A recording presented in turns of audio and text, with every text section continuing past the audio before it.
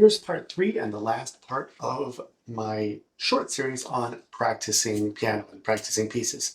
If you want to see more, please let me know. If there's anything specific you really need to see on how to practice something, I can definitely talk about whatever problems you're having. So let's continue with Fur Elise by Beethoven. Last time we talked mostly about how to learn the notes and the process I go by to learning notes of any new piece that I'm working on. First, sight read the piece, then learn in sections. Do hands alone practice if it seems appropriate for that piece or that song. It isn't always appropriate. And even in Fur Elise, it can work for you, even though hands together is a little easier in this piece in the A section than it may be in the B or the C section. So starting with this A section, the beginning, what we're going to do is talk about pedaling and how the pedaling is written. Now, these markings are probably Beethoven's markings. They could be an editor's markings also. You can look at different versions of Beethoven's Fur Elise to see different editings. Some editings will have finger numbers, some will not. Some may have pedaling, some may not. So when you look at where the pedaling is, you see that it shows no pedaling here until you get to this note. So right here, pedal goes down. I agree with this. Whenever the right hand is playing by itself a little passage, I suggest lift the pedal most of the time. It actually cleans up the sound. So no pedal here. Now, we're going to keep the pedal down until we get to this next note, the E in the left hand and B in the right hand. And what we're going to do is lift and push back down. This is a clearing of the pedal. This is overlapping pedal, and the reason overlapping pedal is good is it continues the sound through. It makes the sound, it doesn't give the sound any breaks in the music. If we lift the pedal a little too early, we get this sound.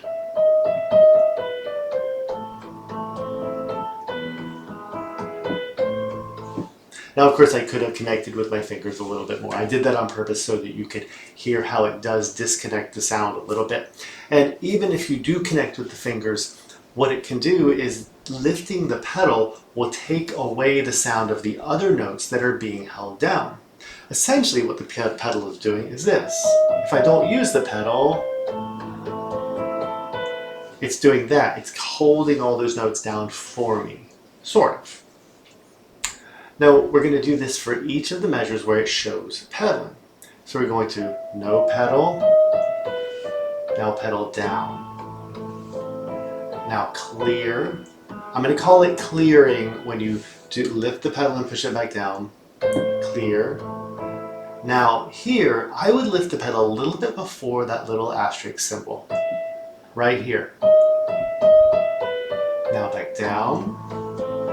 Clear. Now here, it doesn't show any pedaling for that first ending. Use the pedal. It's definitely necessary. It sounds good there.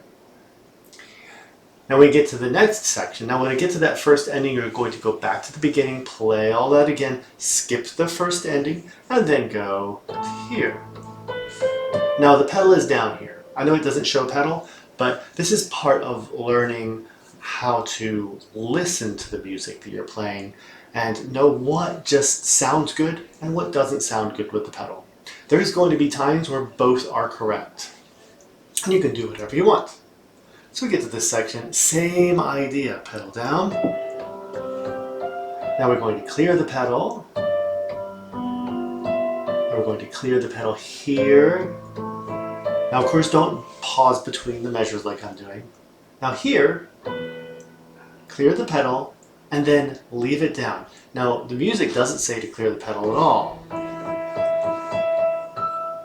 which just indicates another example of why if we follow the music exactly as it says, we may actually do something wrong when it comes to pedaling. And I know this may seem confusing. A lot of composers are not really big on being meticulous with their pedal marking and editors. And this even goes for stuff that was published over 100 years ago. This has not changed in recent history. So that's the first part, pedaling. Now, I didn't talk about one other thing, trying to be more musical. Now, what are some things that we could do to be more musical? One of the keys is to feel the pulse of the music. So if you're a beginner and you're learning this piece, one thing you could do is put a slight emphasis at the beginning of every measure. Now, I will say that this will make it sound a little bit more kind of beaty, I guess. But it can actually help you to feel where the beginning of each measure is and feel that 3-beat pattern. Think of it this way. You start on 3. 3, 1, 2, 3, 1, 2, 3, 1, 2, 3, 1, 2, 3, 1, 2, 3, 1, 2, 3, 1, 2, 3, 1. Once you get the hang of that, you can back off a little bit on that emphasis, but still feel it in your body. Still feel it in your count, but maybe don't overemphasize it. Then you get...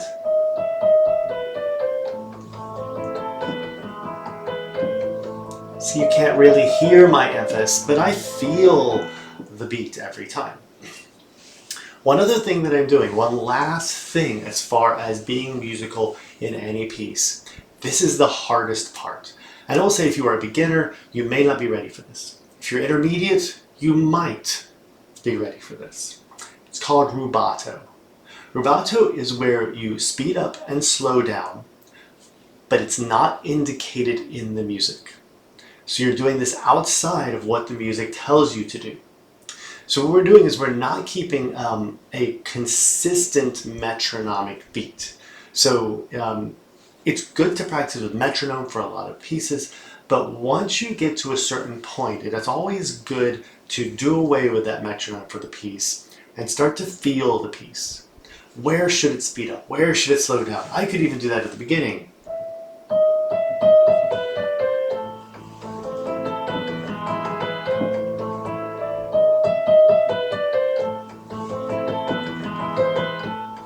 Now I did way too much there, but I just wanted to do that as an example to make it a little more obvious what I was doing. So little tiny changes can help. To start, just pick one spot that you may slow down in or speed up. I would suggest slowing down, a slow down spot. Maybe the end of the phrase. So let's do you're doing this very nice and even.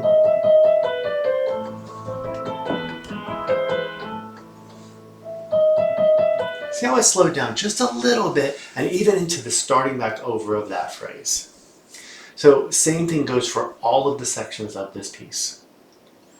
I do want to show very briefly what the B section and the C section are.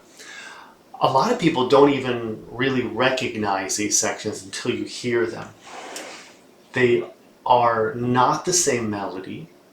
They are completely different. They're going to sound different. But they are a part of this piece. All music has form. The form of Fur Elise is a rondo. That form means A, B, A, C, A.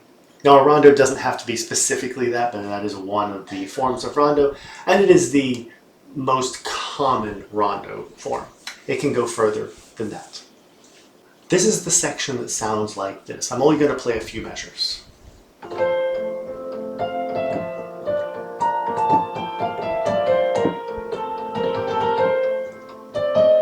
So you get the idea. Have you heard that part before? Now, this might be a good example of where to start hands alone. Really know what you're doing with the hands alone section, especially when you get to the fast section. Talked about that just a little bit last week when I was talking about tempo for the whole piece. The C section of the piece, we're going to go further. After you're done with that B section, it goes back to the A section again. And then we get to the C section of this. which sounds like this.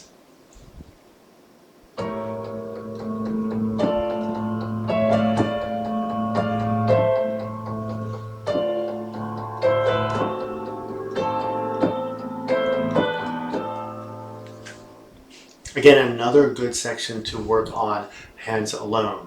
I'm going to show one little thing about this section in case you are working on it. If you would like more instruction on the B and C, again, please let me know. I'd be happy to create a video just on these two sections.